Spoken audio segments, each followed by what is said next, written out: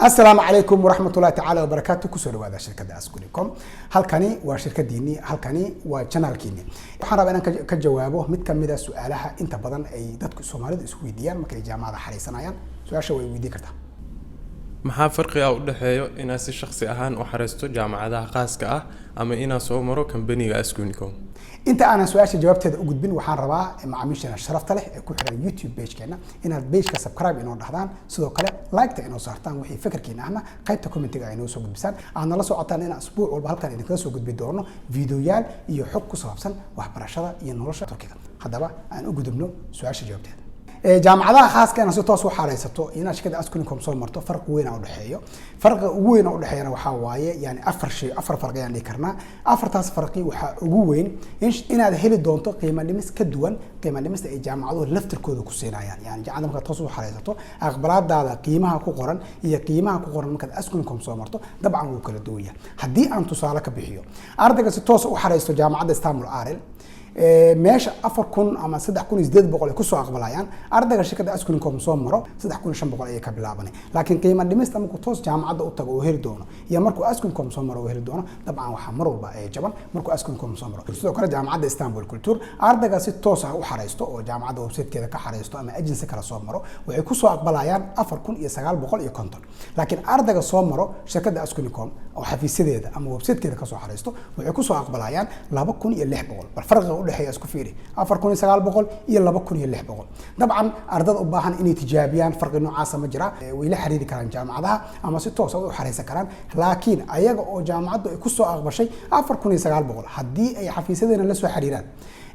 qiimo dhimista way helayaan ayagu xataa hore u xareystay qiimo dhimista waa u soo qaadi karnaa sidoo kale ardayda Arel toos u xareystay hadii hadana xafiiskeena soo maraan ayaga oo xataa toos loo soo aqbalay oo qiimo qaali lagu soo aqbalay qiimo dhimis waa u sameey karnaa sidoo kale jaamacada Istanbul Atlas ardayga si toos u xareysto waxay ku soo aqbalayaan sanad dugsiyeedka 2023-2024 3750 waa ardayda baashka ah laakiin ardayda Askunicom ka soo xareysato ama xafiisyada Askunicom ka soo xareysato waxa ay heli doonaan qiimo dhimis gaarayo ilaa iyo 2950 3800 mar walba kuliyada ay ku xiran tahay taas oo kaliya maahan jaamacada oo kan ardayga toos u xariiro waxay ku soo aqbalayaan 4500 laakiin ardayga Askunicom ka xareysto waxa ay ku soo aqbalayaan 4050 ilaa iyo 3600 inta u dhaxayso ayadana waa tijaabi kartiin oo waa la xiriiri kartiin marka jaamacada badan way ma tiri karo hal iyo laba ma dhigi karo laakiin sababta ardada ay u doortaan oo aysan toos jaamacada ugu xareysan oo ay website-keena iyo xafiisyadana uga soo xareystaan koow waxa kamid ah in aan ardada u soo qaadno qiimo dhimis qodobka labaad oo ay ardadu ku doortaan shirkada Askunicom oo aysan toos jaamacadaha uga xareysan waxa kamid ah in aysan shirkada Askunicom ardada wax lacag khidmada ka qaadin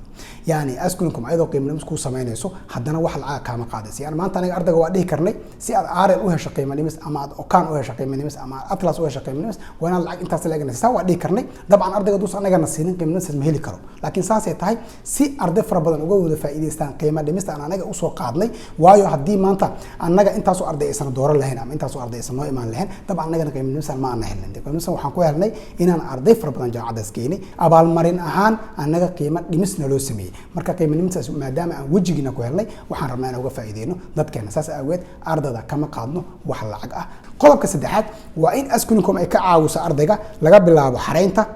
ilaa iyo diiwaangelinta ilaa iyo guri helka ilaa iyo waxa u baahdo ayadoo aan waliba wax lacag extra la weydiin service-kaas ama adeegyadaas loo sameeynayo taasna marka waxay keeneen kaliya waa ku xareeyay iska bax ma ahan in lagu la soconayo ilaa jaamacada iska diiwaangelinayso casharada aad dooranayso imtixaanadaada aad gelayso in lagu la soconayo qodobka afraad oo ah midka ugu muhiimsan oo inta badan shirkadeena ay maanta arday ku faa'iiday marka xaqiiqada laga hadlo waxa waaye in shirkadeena ay ku leedahay xafiiso Turkiga oo ay ardayga u sameey karto wax la yiraahdo follow up waa maxay ardayga ilaa uu ka qalin jebinayo wixii problem jaamacada kala soo xiriiro in laga caawiyo يعني waxa laga yaabaa in buuga markuu gudbinayo oo macalinka ay dhibaato kala kulmaan in laga caawiyo waxa laga yaabaa inuu jaamacadu ka bedesho rabo in laga caawiyo waxa laga yaabaa in dhibaato ay jaamacada ka haysto in laga caawiyo marka follow up kaasna dabcan ardaydeena way inuu marqaati furi doonaan arday kasta oo xafiiskeena la soo xiriiro oo yiraahdo jaamacada ay dhibaato ka haysta isla markiiba qof lagu daraa waa laga soo caawiyaa wixii problem oo jaamacadaas ka haysto marka qodobadaas iyo ka badan ayaa waxay keeneen in Askunicom noqoto shirkadda ardayda ugu badan ee Soomaali iyo Afrikaan ah ka diiwaan geliso jaamacadaha Turkiga sidaas ay Askunicom ku noqotay marka waxa idin leenahay ardayga u baahan in uu qiimo dhimis helo in laga caawiyo dhammaan processyadiisa